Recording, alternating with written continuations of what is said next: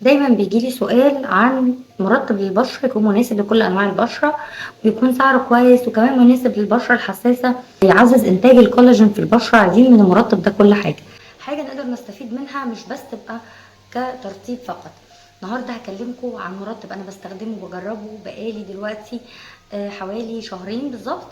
طبعا أنا مجربة من نفس اللاين ده حاجات تانية، لكن النوع ده بالذات هيبقى مناسب لكل انواع البشره، حتى البشره الحساسه. والافكت بتاعه مش ممكن تتخيلوه. كمان كريم العين بتاعه بيعالج تقريبا الهالات بنسبه 80%. اعملوا حاجه اشربوها ويلا بينا على الفيديو.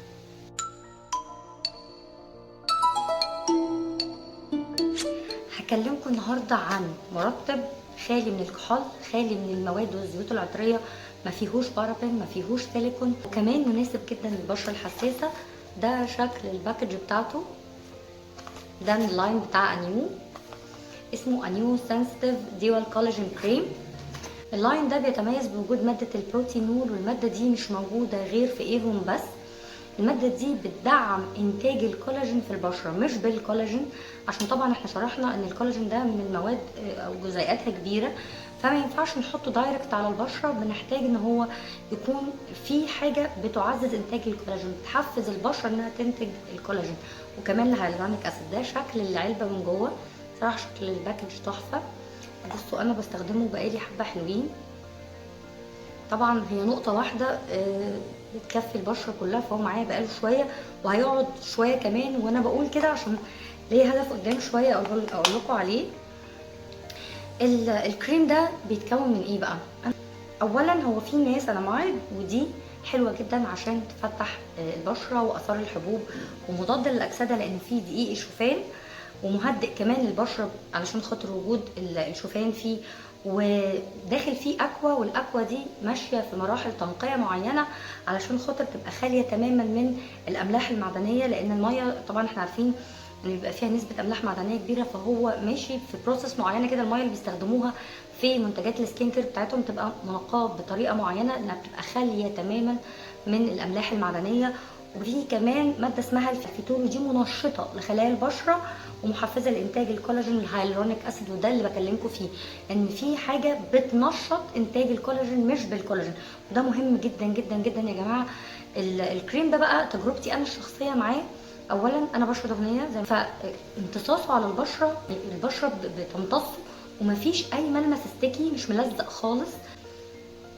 كونه مضاد للأكسدة، مضاد لحب الشباب، وكمان مناسب للبشرة الحساسة، وفيه محفزات لإنتاج الكولاجين والهيالورونيك أسيد، فهو مرطب مرشح بدرجة 100% لأي حد محتاج مرطب للبشرة. بما إننا كمان في فصل الصيف، فأنت مش عايزة حاجة ستيكي، وبحطه تحت الميك اب عادي جدا، ما بيفرولش، ما بيعملش أي يعني ما بقاش فيه اي ملمس كيكي على البشره. هو ما فيهوش بقى ده، يعني ده الوحيد اللي ما فيهوش اس بي اف. وده ليه بقى؟ لان احنا هنا بنتكلم انه مناسب للبشره الحساسه، فاي حاجه بيبقى فيها اس بي اف بيبقى فيها شويه كيميكالز عشان خاطر تعمل حمايه من الشمس. في حاجه عايزه اقول لكم عليها، انا كاتبه الانجريدينتس والحاجات اللي جنبها بالظبط علشان خاطر اعرف اقول لكم كل الحاجات المهمه اللي انا عجبتني جدا. في حاجه اسمها البروبانديول، وده بديل طبيعي للبروبلين. يعني لان في ناس تقول لك طب يعني تركيبه الكريم ده اتعملت ازاي عشان تبقى متماسكه؟ الماده اللي بقول لكم عليها دي هي بديل طبيعي للبروبلين، ودي من الحاجات المهمه جدا. عشان كده بنقول انه مناسب جدا للبشره الحساسه. وجود الشوفان فيه بيهدي البشره، بيلطفها، وبيمتص سريعا جدا، فهو مناسب لكل انواع البشره حتى الحساسه. ده كنوع.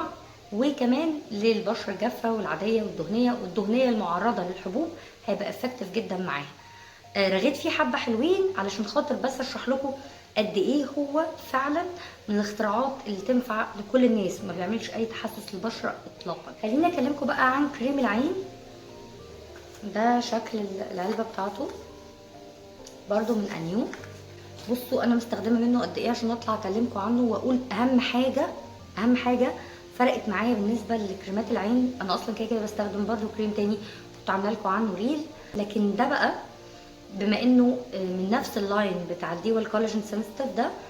بصوا الافكت بتاعه في موضوع الهالات وهمي.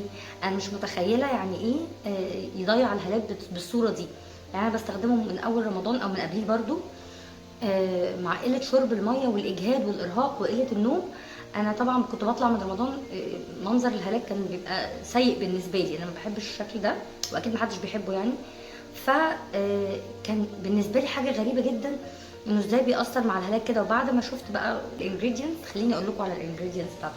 في نفس الانجريدينتس بتاعه الكريم، ولكن عايزين نزود بقى ان هو في حاجه اسمها سكر الذره عشان تحسن ترطيب البشره، وفي حاجه اسمها كابراليك وده مستخرج من زيت جوز الهند وهو شفاف ملوش لون ولا ريحه، وفي سالكه ودي عشان تتحكم في الزيوت، وعلى فكره ده كمان موجود في كريم البشره.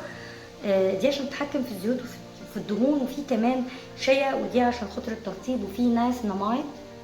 نسبه النايسيناميد اللي موجوده فيه اللي هي بتفتح التصبغات وبتفتح اثار الحبوب اللي هي برضو موجوده في الكريم، دي ساعدت كتير جدا انها تضيع الهالات. وهو برضو مضاد للاكسده، وعايزه اقول لكم ان هو بيساعد في انتاج الكولاجين بصوره رهيبه علشان ماده الفيتول وماده البروتينول اللي موجوده فيه. الشركه لو تعرف اللي بقوله على الكريمات بتاعتها والله تبقى سعيده جدا يعني. انا مش لو الشركه دفعالي مش هقول الكلام ده، بس عشان دي تجربتي الشخصيه مع حاجه ادتني افكت عالي قوي. وفي ناس كتير قوي بتعاني انها محتاجه كريم مرطب وفي نفس الوقت ما يبقاش ستيكي، تعرف تحطه تحت الميك اب يساعدها انها تضيع الهالات. واحنا هنا بنتكلم على الهالات العاديه اللي هي جايه من الارهاق، جايه من السهر، جايه من قله شرب الميه، جايه مش عارفه من شويه حاجات كده، مش الهالات الوراثيه يا جماعه. عشان برضو ما تخلوش حد يكلمكم عن اي برودكت تاني ويقنعكم انه ممكن يضيع هالات وراثيه. الهالات الوراثيه دي بيبقى علاجها حاجه تانية خالص. كلمتكم عن المنتجين دول وانا بقالي شويه كتير قوي بجربهم عشان اطلع اشرح لكم كل الانجريدينتس بتاعتهم بشكل وافي واقول لكم تجربتي معاهم، وانا مطمنه تماما للافكت بتاعهم. فهم من الحاجات الهايله اللي عملتها الصراحه ايفون، فانا بريكومند جدا الاثنين دول، جربوهم وان شاء الله وتلاقوا افكت هيعجبكم خالص. ده كان ريفيو النهارده، اتمنى اكون افدتكم. استنوني فيديو جديد، باي باي.